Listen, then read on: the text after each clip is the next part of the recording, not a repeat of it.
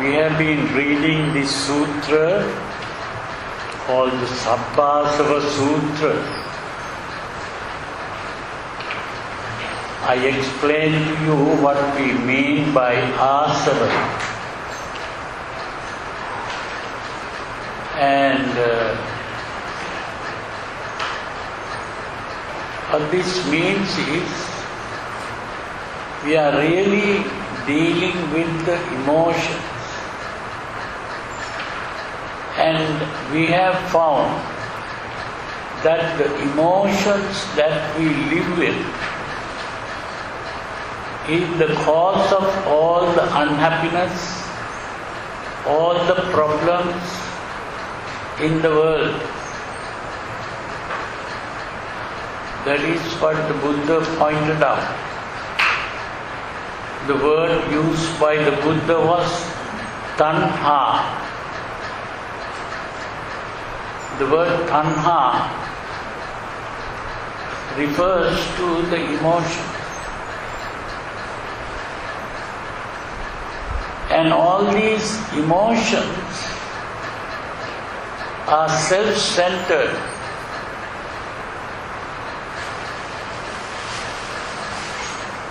This is why the emotions have been described by the Buddha as lobha, dosa and moha. Lobha I translate as lust, dosa as hate, and moha as the notion of self. All selfishness comes from this notion of self.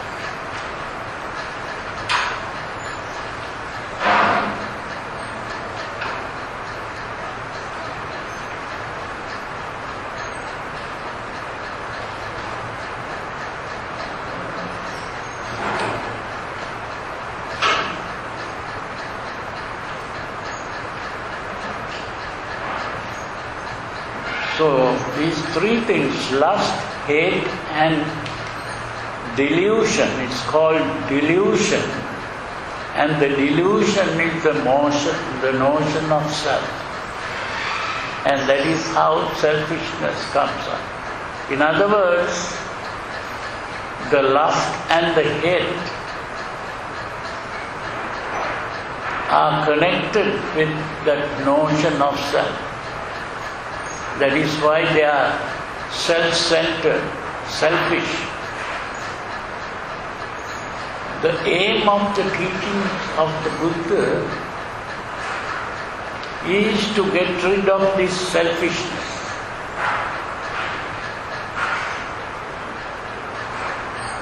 Now when we speak of a person who is self-centered, that is a narrow mind. When we say a narrow mind,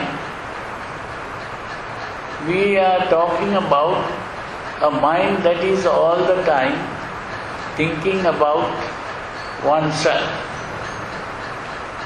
I want this, I want that, or I don't have this. And some people treat me badly. All the time complaining about oneself. If we begin to be thinking all the time only about oneself, we are having a narrow mind.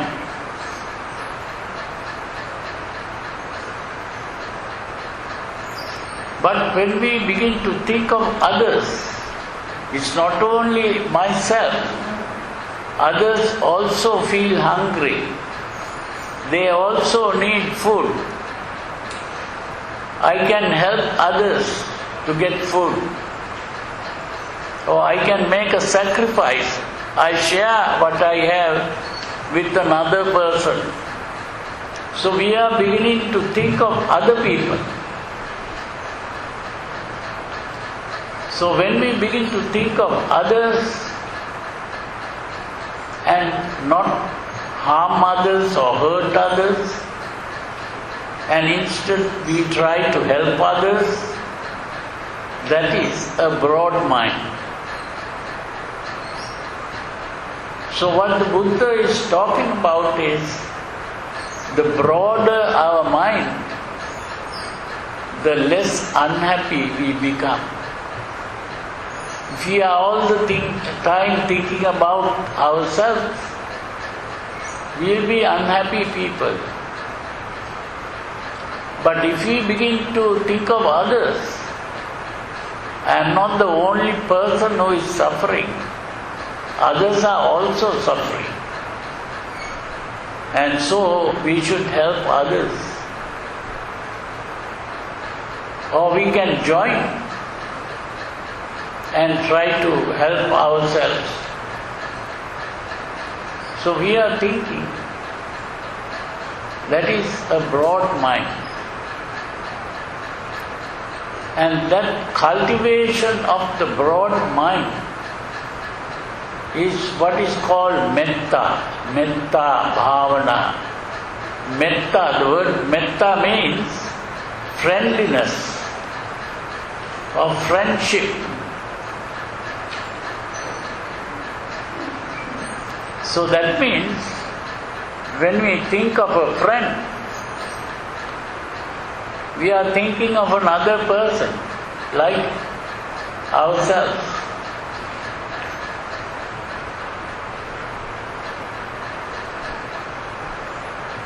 So that thinking of others becomes very important as we begin to mature.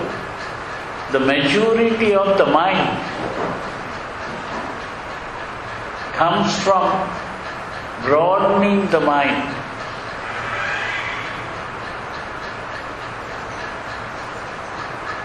So that is the way to freedom from unhappiness.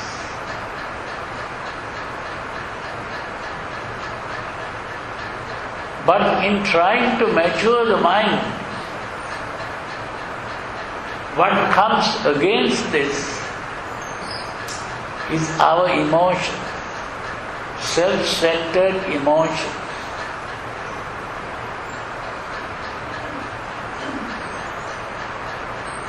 Now some people, when they talk about emotion, they also talk about good emotions. They say there are bad emotions and there are also good emotions.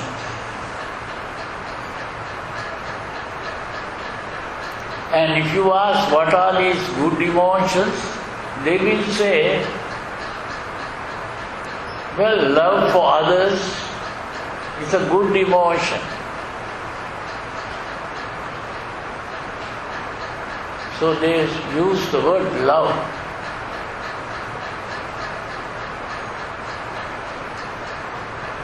But love is an attachment. Becoming attached to someone, that is love. An attachment is self-centered.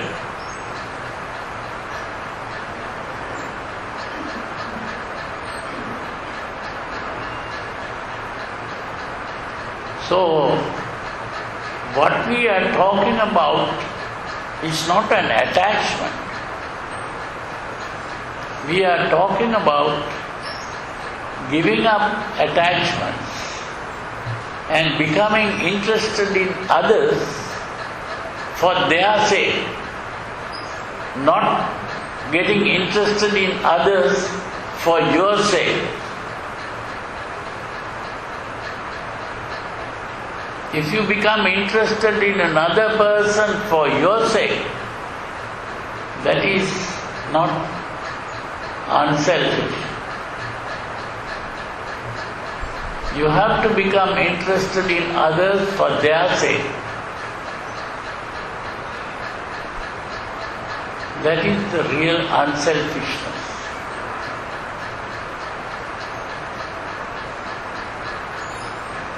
So what this means is, all emotions are self-centered. When we become interested in others for their sake,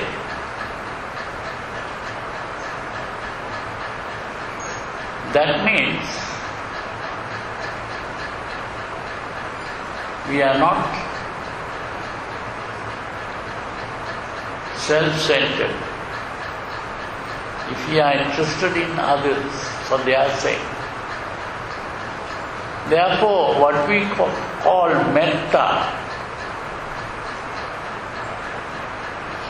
is not an emotion.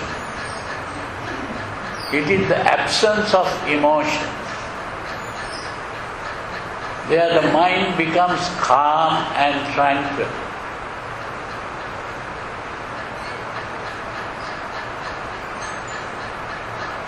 That is why I spoke about metta, karuna, mudita and upekkha.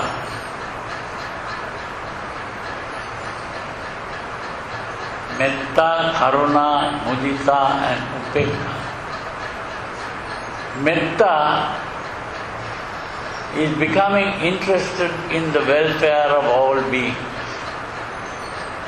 You cannot have metta for one individual. You can love one individual. But metta is for all beings.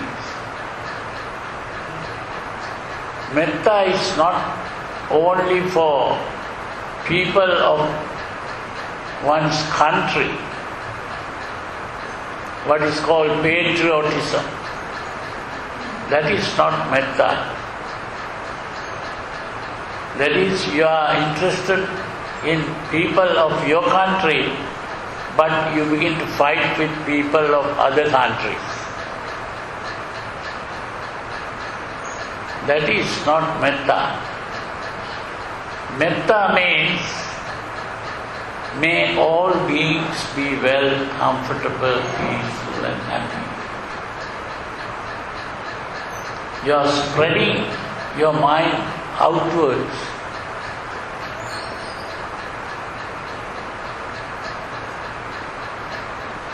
To be interested in the welfare of all beings without exception. And when that happens, you are also thinking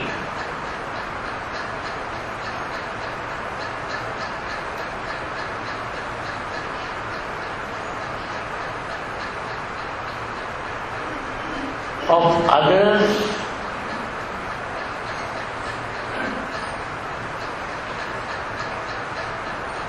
as others are as important as ourselves.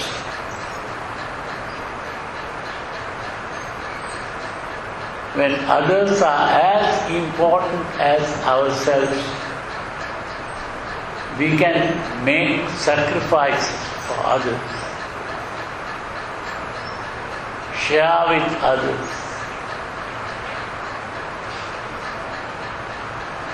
That state of mind where we don't make any distinction between oneself and others, that is what is called karuna. So karuna is metta at a deep level. How deeply are you interested in the welfare of others? You may become interested in others to just help a little. But it is like a mother thinking of her only child, willing to make a sacrifice for the child.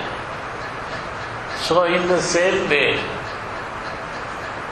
you think of all beings that all beings are as important as oneself.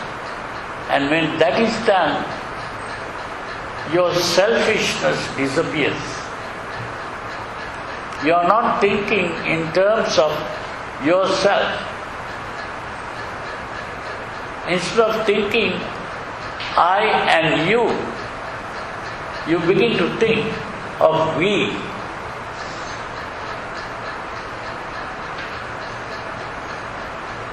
Just as a mother thinks of the whole family, we, not just I and you. Now all these disputes between husband and wife comes up mainly when they become self-centered. Each person thinking only about himself or herself.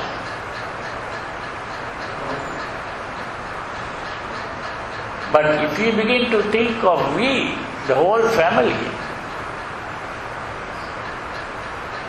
then these conflicts will not be very strong. Then there will be no divorces.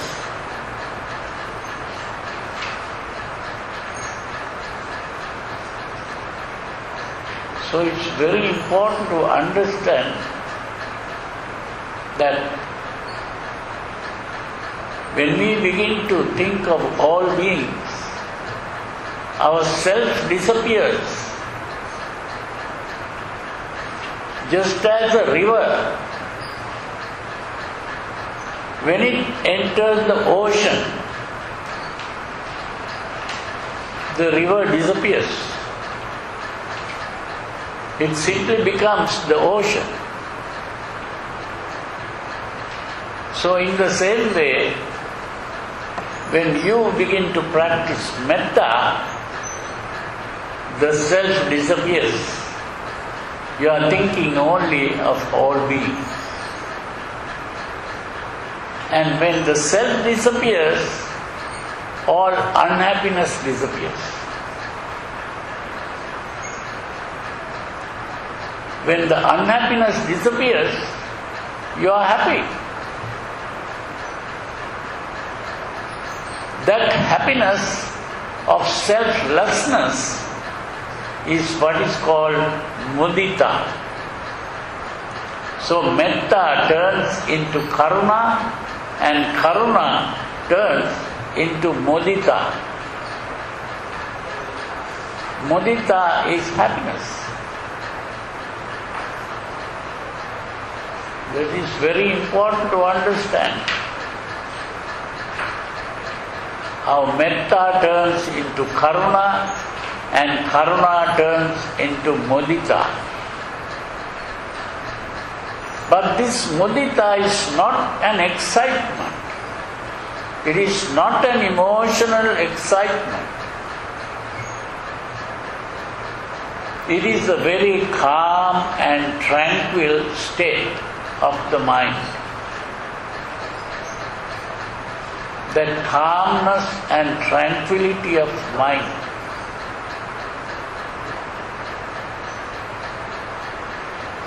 when the mind is calm and tranquil, it is not disturbed by whatever happens in the external world.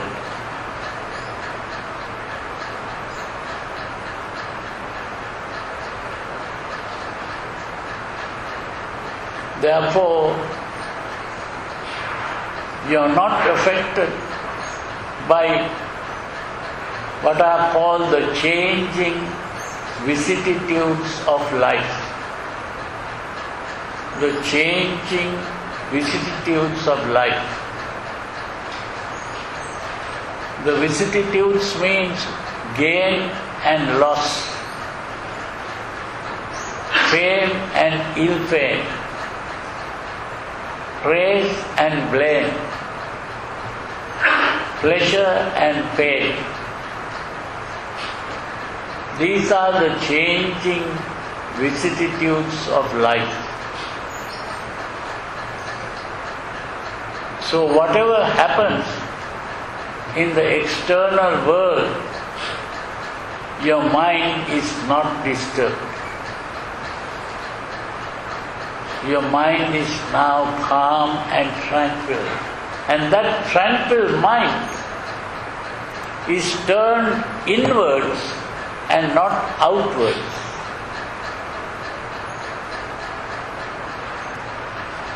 And when the mind is turned inwards,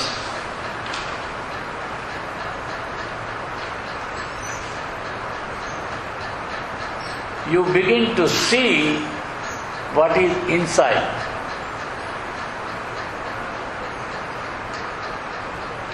The mind being turned inwards, you begin to see what is inside.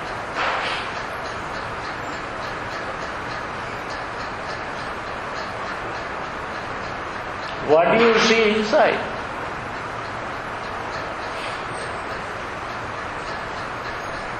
What you see is impersonal activity.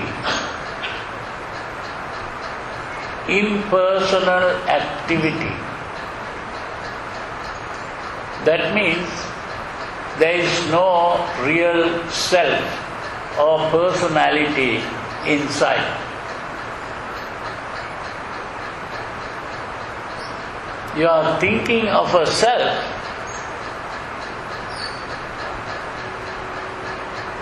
only in comparison with what is outside.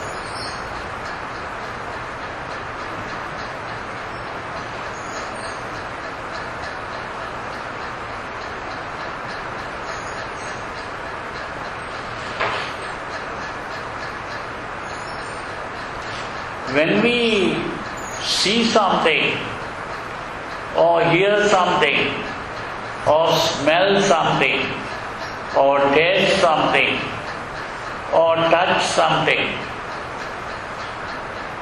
that is an experience. That's an experience. And that experience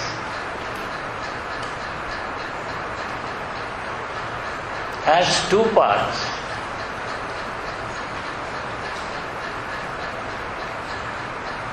What you experience is seen as something outside. What you see or what you hear or what you smell or what you taste or what you touch is always seen as something outside.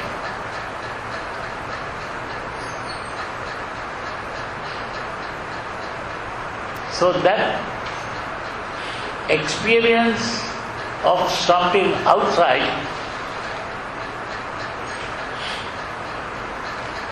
that is called an objective experience. Objective.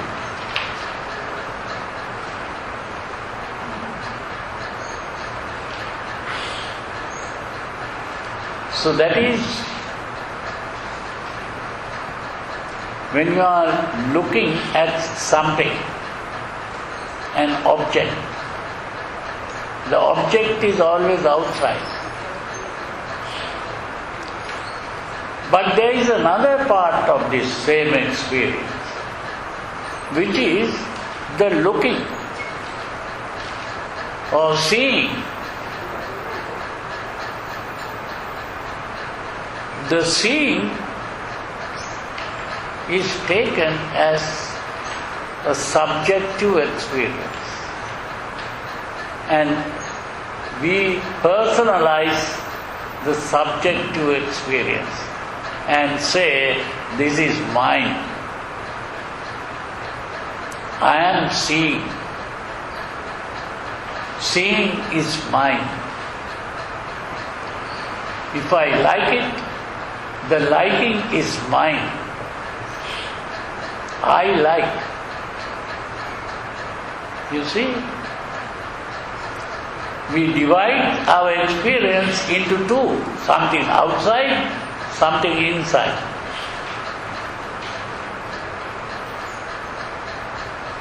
And that something inside is what we call myself. Something outside is something other than myself. So I am creating the self.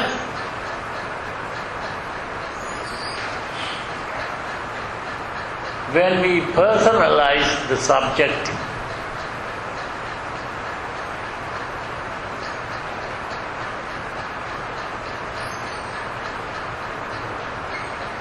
But once our mind is focused within, we begin to understand that what I have been personalizing and calling myself is only an impersonal process of activity that is going on. And so the self disappears.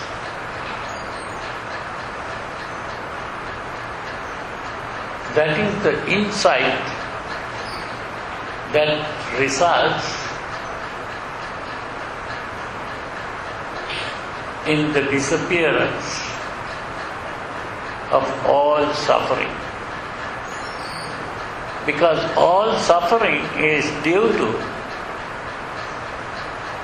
selfishness. The selfishness disappears. It is with the unselfish mind that we look at what is going on inside. So it is with that unselfish mind that we look at it, and as a result, we begin to see that the self is only a delusion. So the self disappears. So it's very important to understand this, and this is what we are seeing in this sutra. So it is very important to understand why we have been talking about this, our whole practice. And in order to do this, there are four main parts of this thing called meditation. Meditation has four parts.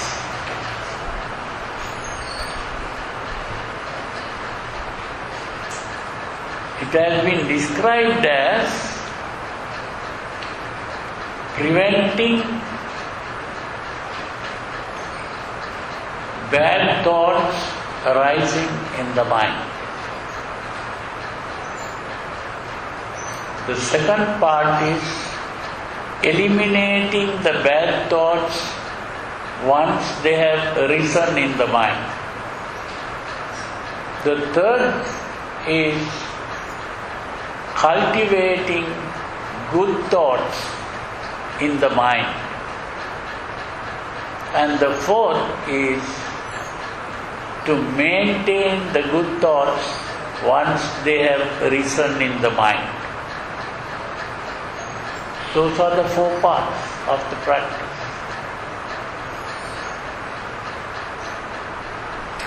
Now, in order to understand this properly, we have to understand that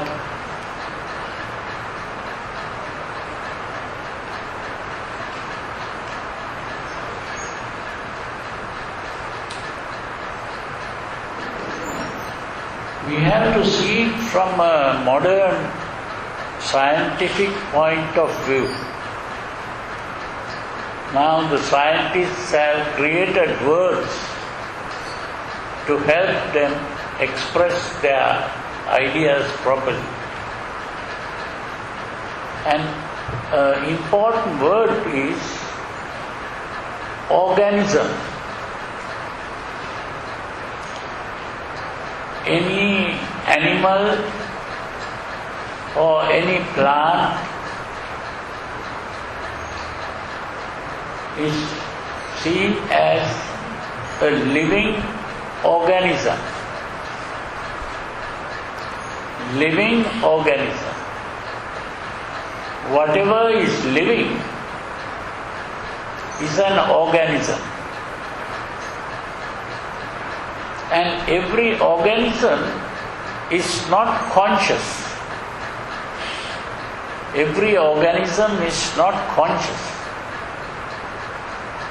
Most organisms are unconscious. The plant is unconscious. Even the lower animals are unconscious. Real consciousness comes only to the human being. There are other animals who are conscious to some extent, even like the dogs and the cats. They are also conscious to some degree. But the human beings are more conscious, and they are conscious of two things. They are conscious of a world outside,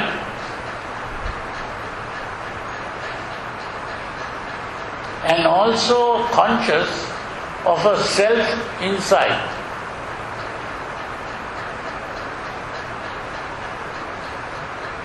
When we talk about the body, we see it as something outside. But when we talk about the mind, we see it as something inside.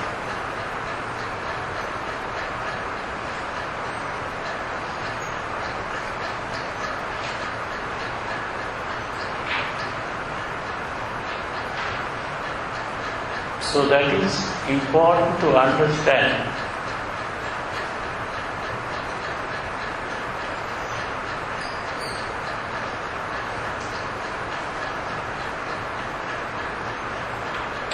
Now,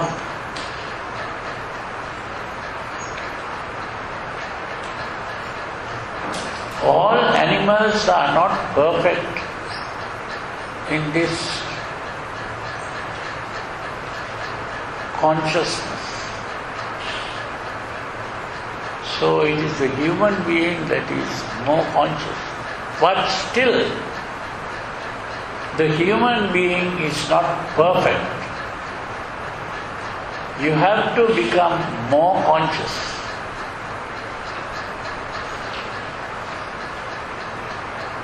It is because we are not fully conscious that we are carried away by emotions. We begin to fight and quarrel. There is so much crime in the world. There is so much wars in the world, terrorism. All these problems are because we are not fully conscious. So when we speak of a person who is fully conscious, we are thinking of a person like the Buddha. That is why we say the Buddha is the awakened one who has awakened from the dream of existence. Because we are all thinking that we exist. That is because we are not fully conscious. So, if we begin to understand that we are simply organisms in an environment,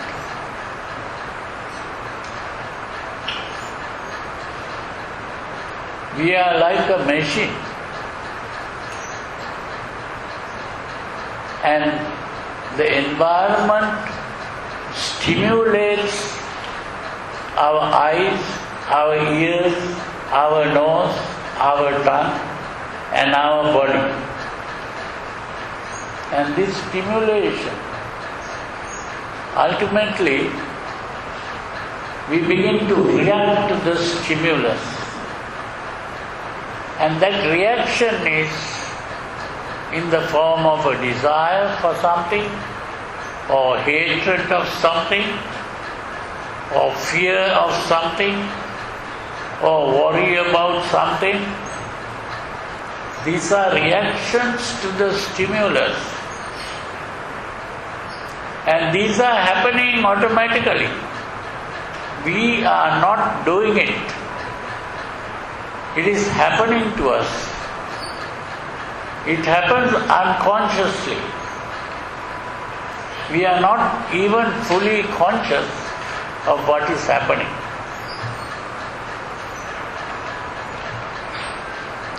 When we become frightened, we can't even stop that. When we become angry, we can't even stop that. When a desire arises, we can't just stop it. When we begin to worry, we cannot just stop it. Why? Because these things are happening to us. We are not doing it. It is happening unconsciously.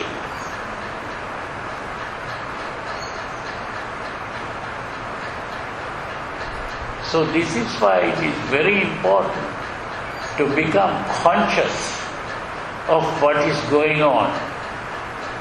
And it is by becoming conscious of what is going on that we can stop this.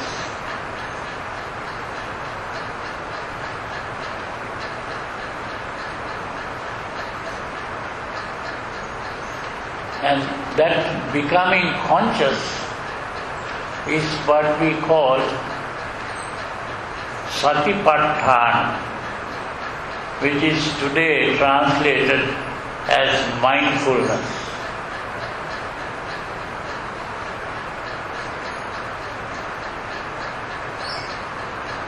But I prefer to translate it as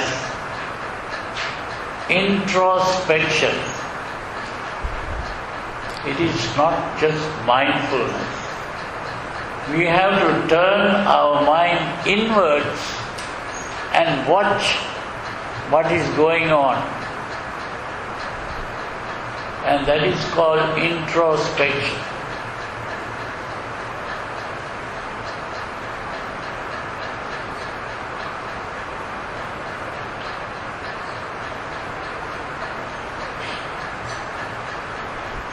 So, this is what this sutra is all about.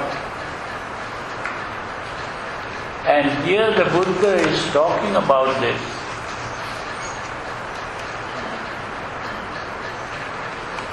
And in degrees, how the person begins to become aware of these reactions.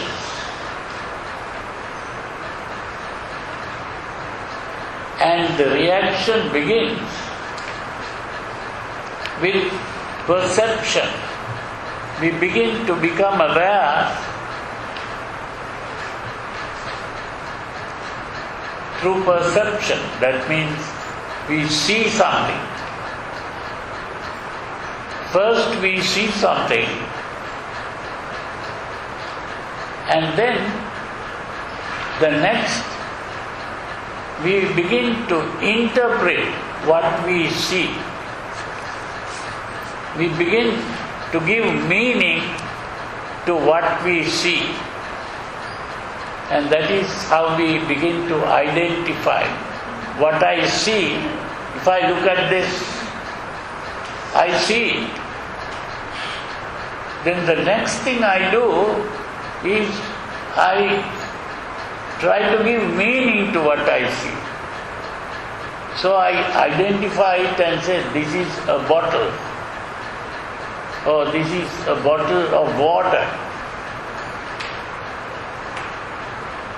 then I might think I am thirsty, and then I should drink some water, and I drink.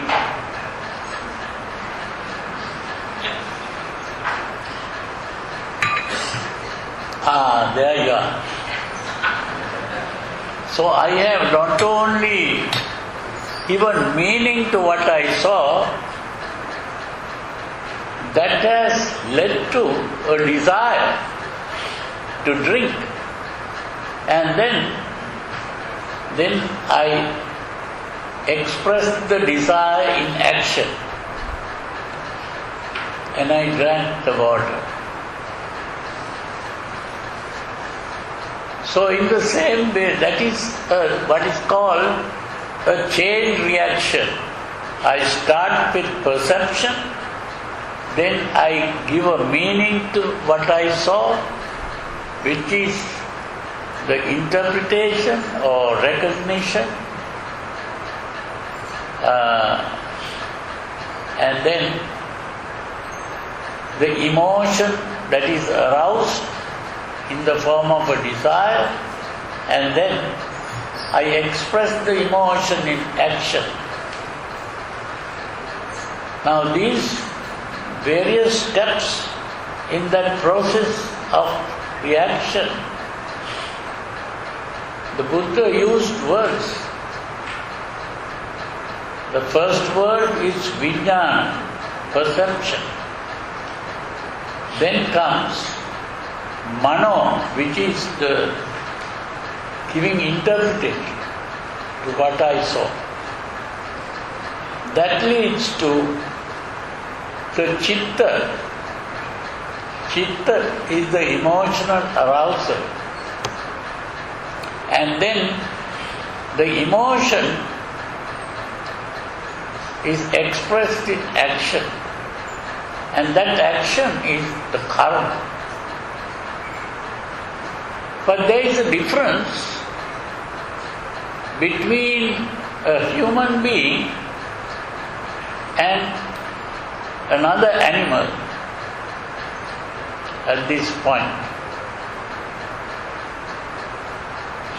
Now, if you take a dog, if the dog sees someone, what does the dog do? Begins to bark. That is, the emotion is expressed in action. The emotion is expressed in action. But the human being, before expressing the action, the human being thinks, oh, how should I act in this situation? Am I going to just shout at that person, or am I going to greet that person? So that action, you make a decision. Now that decision is a very important thing.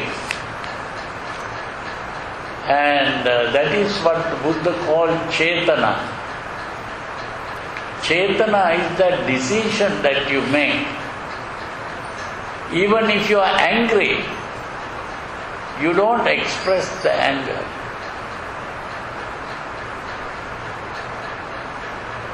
That is what. Even if you are angry, you don't express the anger. Now, if you go and work job, and the boss says something and you become angry, you are not going to start attacking the boss. If you do that, you will be thrown out. That is the end of your job. You see, so you have to act in the proper way. So every time you become angry, you don't act in the angry way. So that is possible only for the human being. Other animals can't do that. So this is why there is this choice. And it is that choice that we call Chetana. Chetana is the choice. And the karma, the Buddha called Chetana, which is the choice. So, we have really two parts of the mind. One is the thinking part and the other is the emotional part. The thinking part is what is called mano. That is where we interpret what we saw and think, form a concept. And that emotional part is chitta, that is called chitta.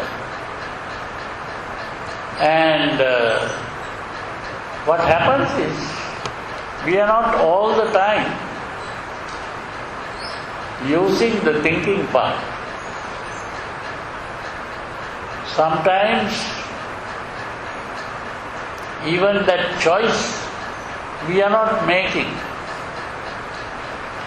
You might make use of that choice when you are in the office, but when you come home, you may be fighting with your wife or husband or maybe your children or maybe your neighbors. So this is how we are not all the time making use of this choice.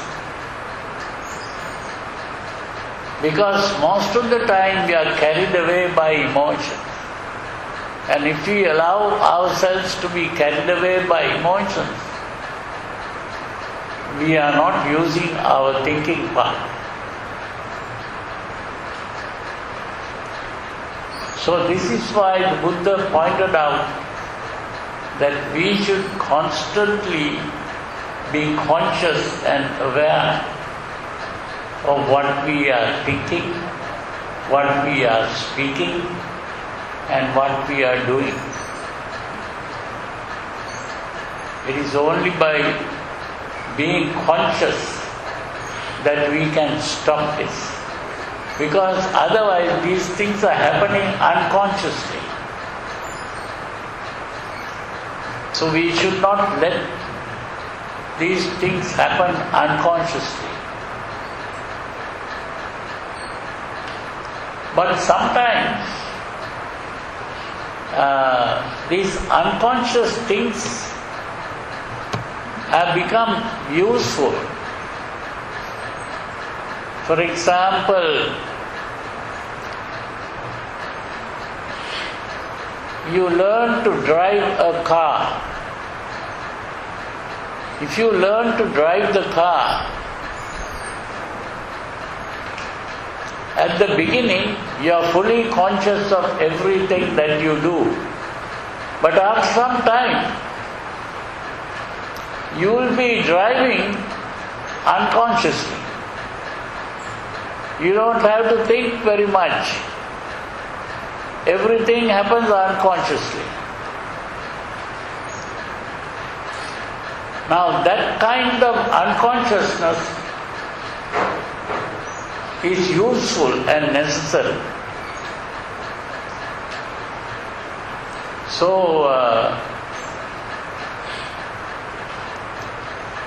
this is what we should constantly think about. That is forming good habits. That is the meaning of forming a good habit. A habit is going on unconsciously. And but it is consciously directed. At the beginning it is consciously directed, and then even if you learn to type, at the beginning your fingers go to the wrong places, but after some time, without your knowledge, the fingers go to the right place. So you don't have to think every time you type. So that doing things unconsciously become necessary if it is done at the beginning consciously and properly directed. But those actions are not emotional actions. But the problem is that we learn these habits not when we are adults. We begin to learn the habits from childhood. And from childhood, if we learn bad habits, we carry the bad habits into the adult life. So this is why it is very important to teach the children good habits.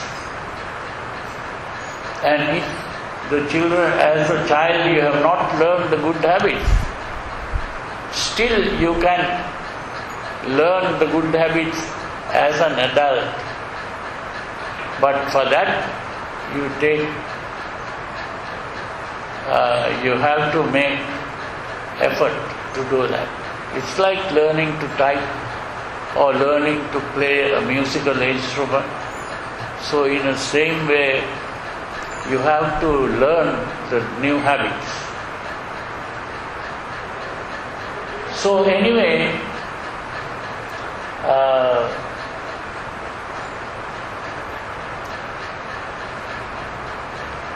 this sutra,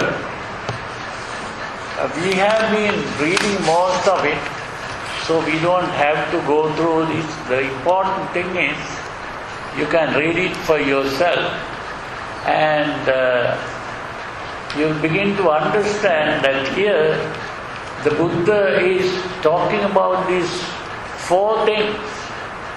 The four things are guarding the senses. That means all our mind impurities come through the senses. Impurities are simply the emotions.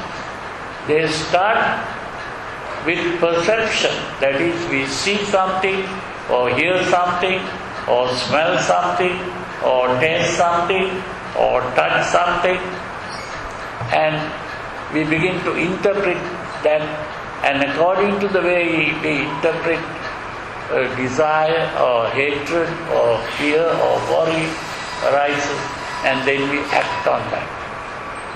So we have to become aware of that process. Be conscious. And it is by becoming conscious that we can stop or change that way. So according to the way we interpret what we see, hear, smell, taste, touch, that we begin to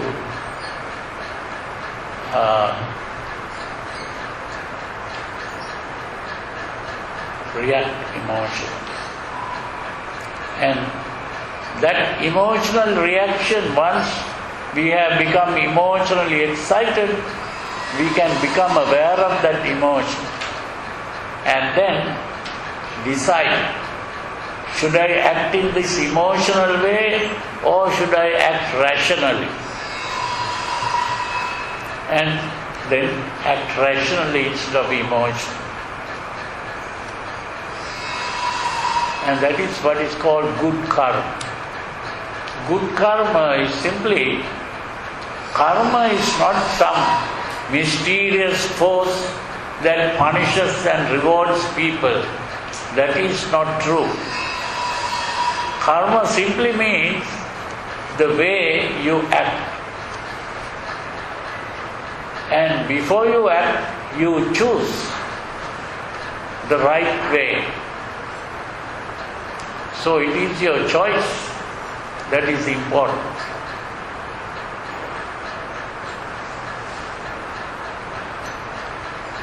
So I think we have done it. if you read carefully this sutra, you begin to understand that all these different ways we begin to stop this reaction. That is all that we are trying to do. We try to stop the reaction, which is how the organism reacts to the stimulus coming from outside. So if you learn to stop the reaction by becoming aware, by becoming conscious, you are trying to become conscious of the unconscious process. And that is what Sigmund Freud, who started this thing called psychoanalysis, he saw this method, although he could not completely solve it.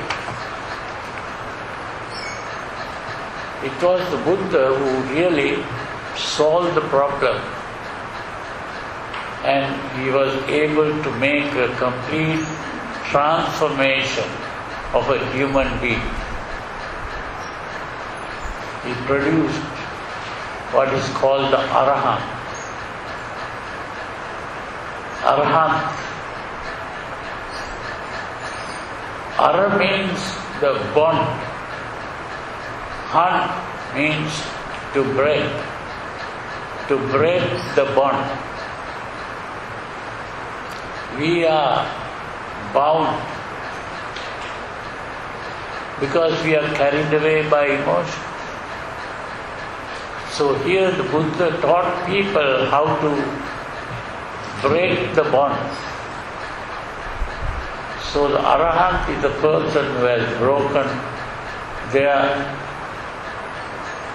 are 10 bonds, and the 10 bonds are broken gradually, not all of a sudden. It's a gradual process. And that gradual process is what this sutra is talking about. So next time we are going to talk about another sutra where the Buddha enumerates the steps. This is the first step, this is the second step, this is the third step, like that. It's a kind of repetition of the same thing, but it is repeated in a different way.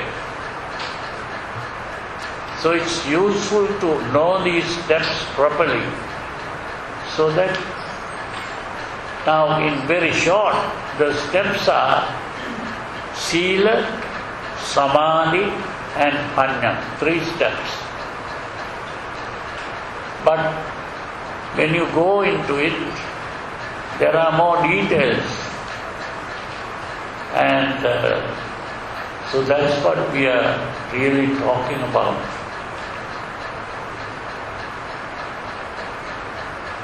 But the main thing in short is to stop reacting to the stimuli. Okay, so we'll stop here for the day, and now you can ask questions if you have any problems.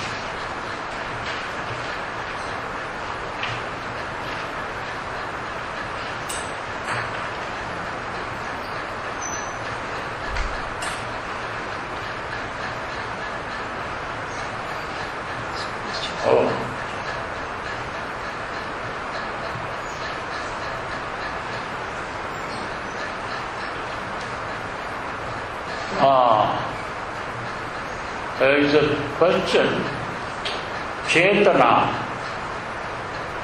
decision or choice, is it emotion or without emotion?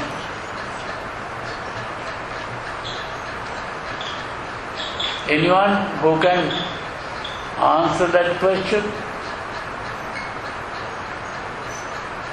Most of you who are listening to me should be able to answer that question. Our choice is between emotional action and rational action. So the choice is not emotion. Choice cannot be emotion. We have to choose between emotion and reason. So it cannot be, choice cannot be done. That means that thinking faculty or the thinking part of the mind has to come in and interfere with the emotional action. If you are angry and you want to fight, the thinking part comes in and says, no, don't try to fight, because if you try to fight, you lose your job, because you are trying to fight with your boss, and the boss can chase you out. So you stop fighting, and that is the rational action. So it's like that. It's a choice. Then you ask the question, Satipatthana, is it cultivating tranquility or wisdom, or both?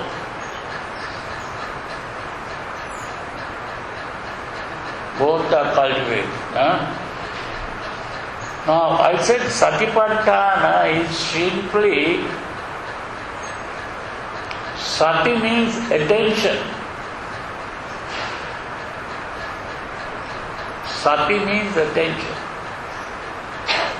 Sati, Upattana. Upa means inside.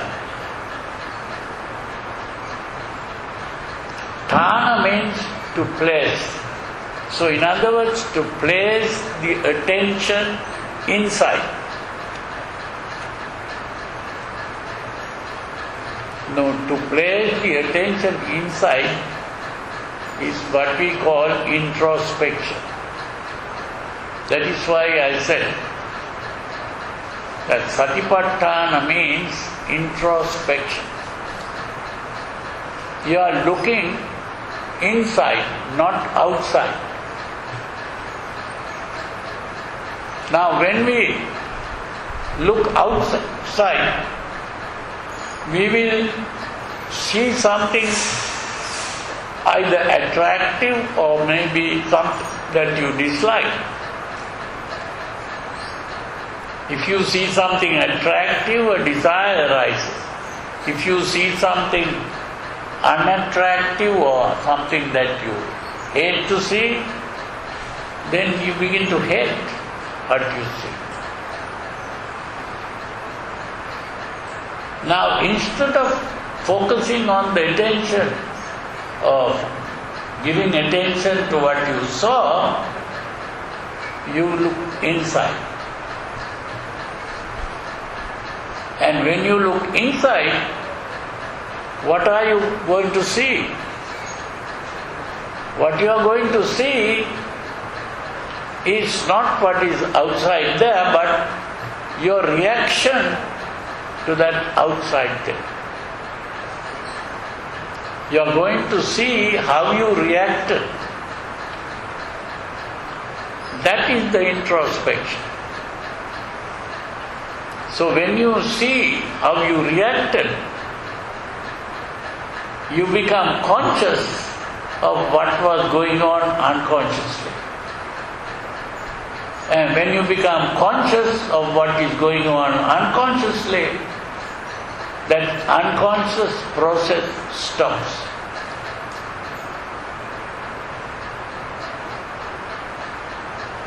That is the purpose of looking at it. Now this is what Sigmund Freud did in his psychoanalysis. He was practicing introspection. And when he was able to see the unconscious process that is going on, that process stopped.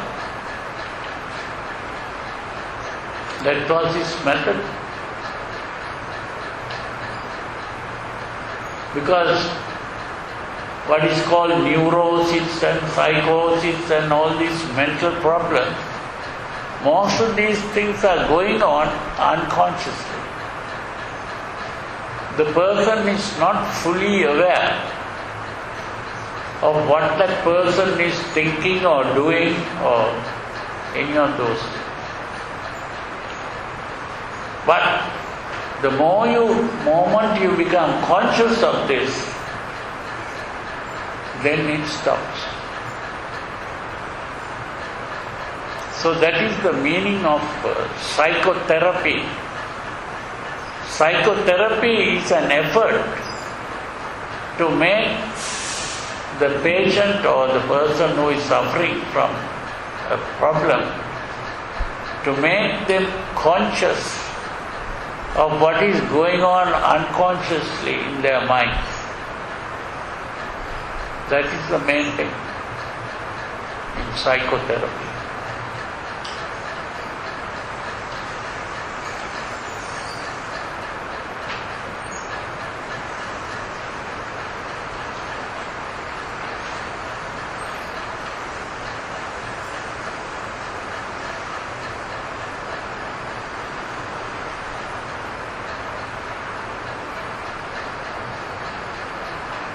Any other questions?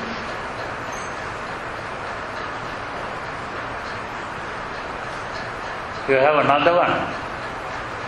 Related to the first one. What? You want this? Related to the first question about Chetana.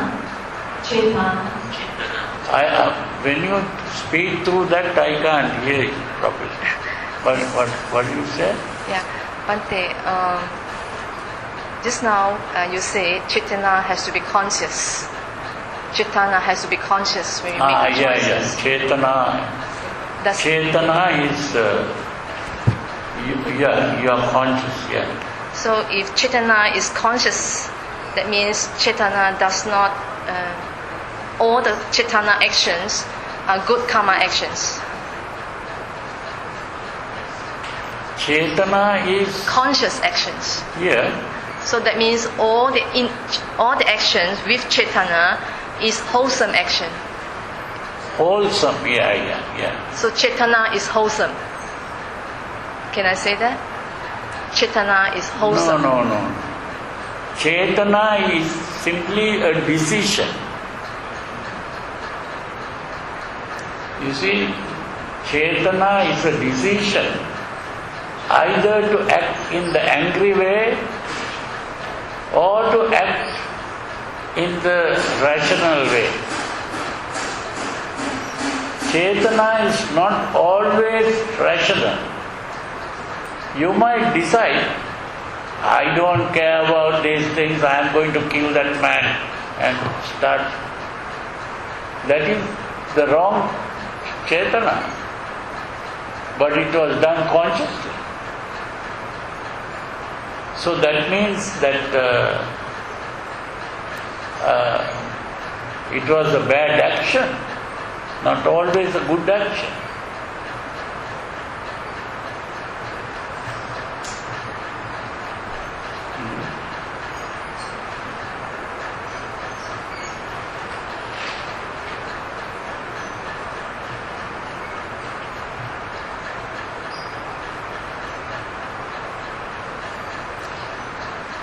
Yeah.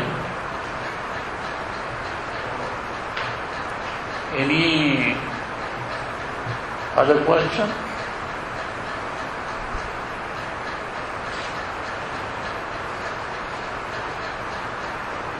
No more questions. Okay, that's good. So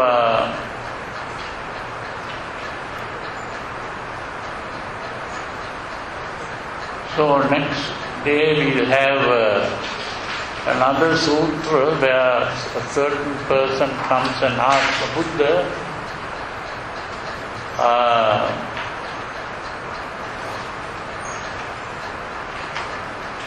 the gradual process, the steps taken.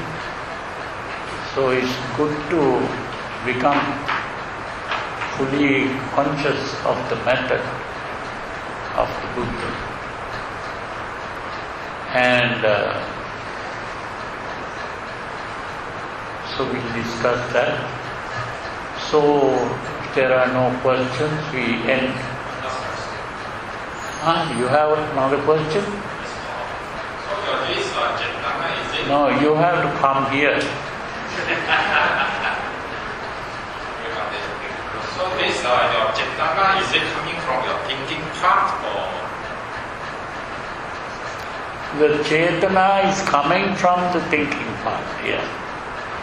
So in that case, that's why you mentioned last time, the thinking part is always conscious. So if let's say this guy is how to say that is deciding the wrong decision, for instance, is going to kill a person like that. So that means this thinking part is not considered as a conscious process anymore. No. It is conscious, but even although you make the decision consciously, the anger is very great at that point, and so you give in to the anger. You know, there is an interesting story.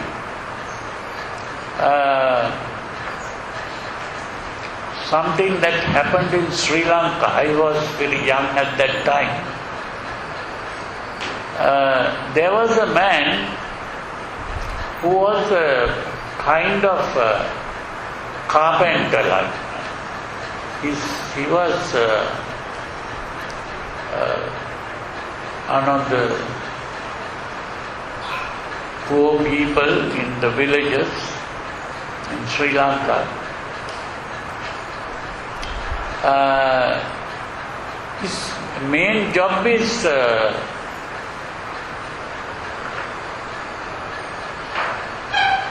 cutting wood. You see big trees, you cut into small planks or something like that for building various articles or houses or things like that. His job was that. But at the same time, he had a garden in his house where he was growing vegetables and things like that. And in this village, there was a man who wants to show that he's a very powerful man, and he used to threaten people and get things, and he drinks and he does all kinds of bad things. So people are frightened of him, and so one day this man was a very good person, that well-behaved person who was the carpenter or whoever. So he had been planting some vegetables in his garden, and this man, I don't know what you call those people, this man came and took some vegetables this man had planted. Maybe we'll say some bananas or something, taking that whole thing, cutting it and taking it home, that sort of thing. This man, he was a very good man, but he became angry. This man is now trying to steal things from me also. he had a knife that is used for cutting down coconuts from the coconut trees. It was a curved knife like that. And so he took this knife, went straight to that man's house.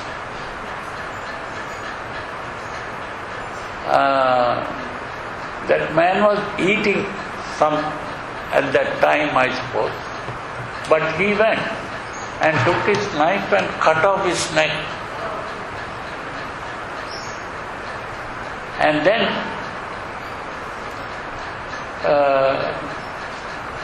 he had been saying that, I don't care about my life. At least my children will be without troubles.